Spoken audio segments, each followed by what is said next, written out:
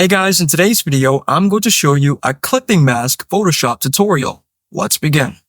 So once you open up Photoshop, you are going to go to the left side of the screen here, and you are going to go to the square over here, and then you're going to right click and then select Ellipse tool.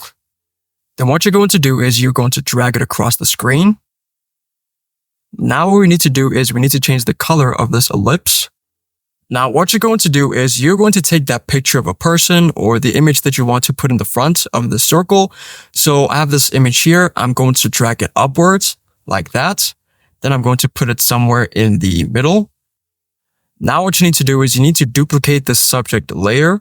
So I'm going to go to the right side here, right click and then select duplicate layer, then select OK. Now what you need to do is you need to go to the right side here, then select the original picture, right click on that. Then you're going to select create clipping mask.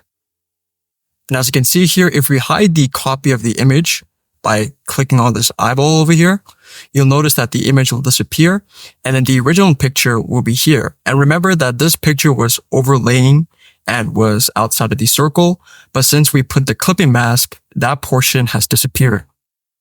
If this video helped you out, then please leave a like and consider subscribing. It's free and it helps the channel to make more videos like this. Thanks for watching and see you in the next one.